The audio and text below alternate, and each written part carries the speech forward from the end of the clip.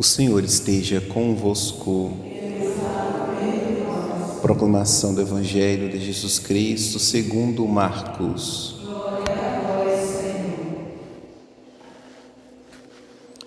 Naquele tempo, Jesus entrou de novo na sinagoga. Havia ali um homem com a mão seca.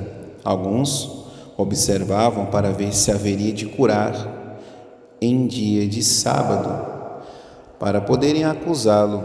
Jesus disse ao homem da mão seca: levanta-te e fica aqui no meio.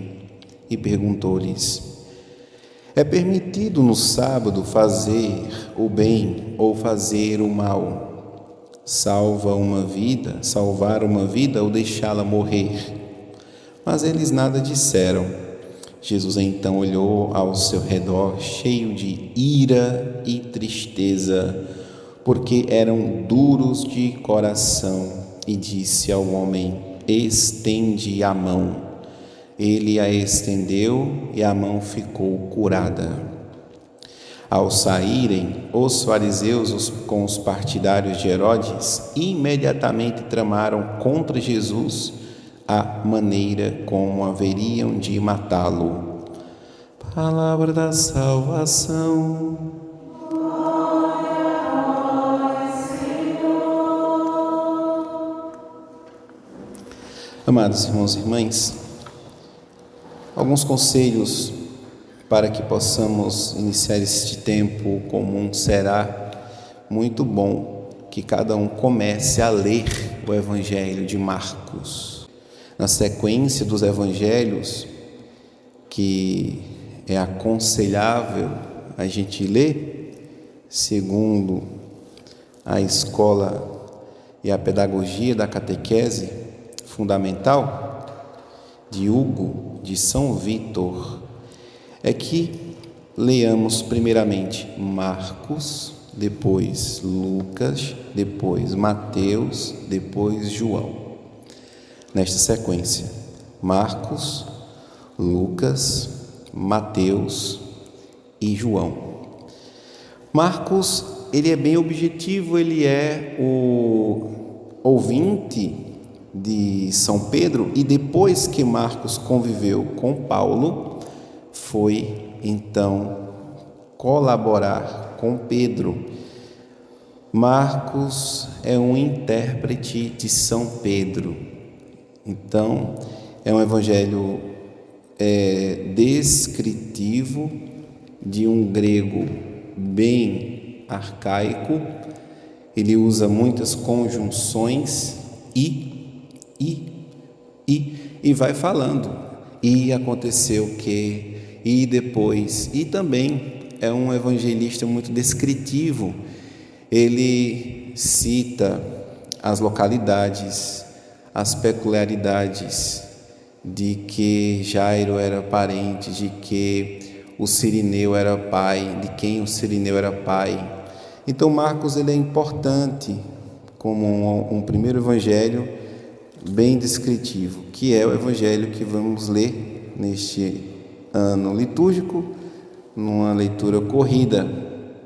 Hoje, neste dia, Marcos relata que Nosso Senhor tem um encontro com os fariseus e partidários, e sabemos que estes fariseus, eles já não liam as Sagradas Escrituras numa linguagem espiritual, mas apenas legalista ou legal.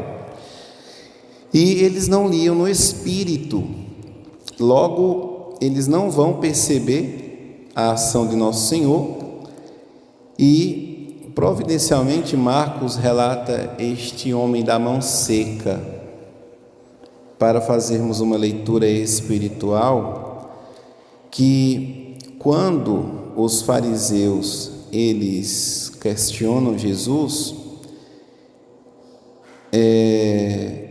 Jesus disse ao homem: levanta-te e fica aqui no meio, e perguntou-lhes aos fariseus, ou seja, Jesus está apontando para o homem e perguntando para os fariseus: é permitido no sábado fazer o bem ou fazer o mal? Ou seja, senhores, vocês estão aqui para interpretar a lei de Moisés ou para perceber que eu sou o Filho de Deus e vim aqui não só para curar fisicamente, mas também para apagar pecados, ou vice-versa, ou curar os pecados e curar fisicamente, como eu fiz com aquele outro lá, da cama que chegou aqui naquela casa que eu estava, na casa de Pedro, eu estava lá, e vocês chegaram lá com esse homem paralítico, para que eu curasse, e eu disse a ele que os pecados dele estavam perdoados e que ele pegasse a cama dele e pegasse o beco.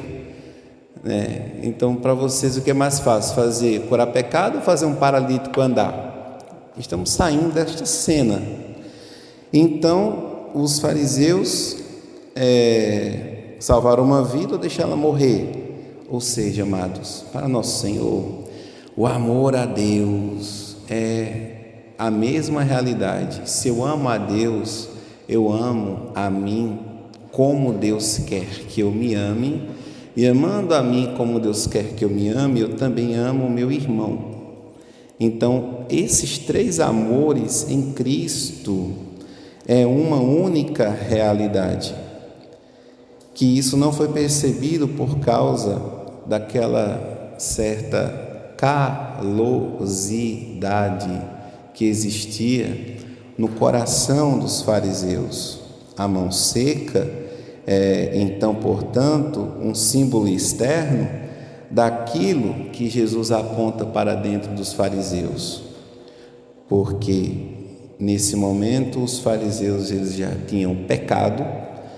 Jesus ficou, então, quando a gente peca, tenha certeza que nosso Senhor não vai ficar, coitadinho, bichinho,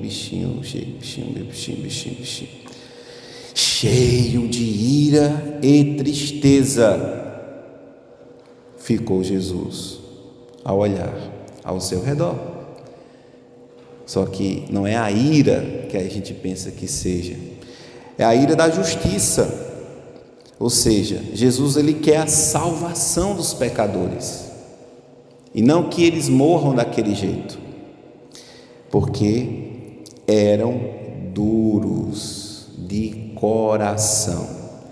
Então, a calosidade da mão do homem estava no coração daqueles que estavam ao seu redor.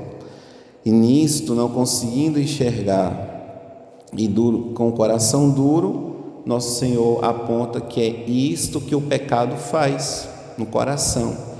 Deixa o coração duro, resistente às virtudes, de modo que você não perceba que a fé é uma virtude da inteligência. E se você perde a inteligência porque se animalizou por causa do pecado, logicamente você perdeu a fé, não crer que nosso Senhor possa lhe salvar, ou muito menos vai virando as páginas da vida, achando que aquela situação ficou lá atrás, só que ela ficou como marca-página. Quando a gente morrer, Jesus vai puxar os marca-textos. Deixa eu ver aqui, você não buscou a confissão, você não buscou, você não. Então, amados irmãos e irmãs, não podemos interpretar nosso Senhor Jesus Cristo como interpretou Martinho Lutero, que, vendo as suas imperfeições, achou melhor criar uma igreja 1500 anos depois de Cristo, de uma igreja fundada na sede de Pedro. A ele Jesus entregou a chave e Marcos está testemunhando aquilo que Pedro ouviu e viu de nosso Senhor Jesus Cristo, e este é o verdadeiro sentimento do coração de Jesus. Então nosso Senhor, ele cura aquele que está no centro. A sua mão ficou curada, certamente nosso Senhor perdoou-lhes os pecados também. E os fariseus, com o coração endurecido, não percebendo, não conseguindo interpretar as Sagradas Escrituras no Espírito de nosso Senhor Jesus Cristo, com o verdadeiro Espírito, como os profetas já prenunciavam que assim os fariseus iriam cair, então saem enfurecidos querendo matar Jesus.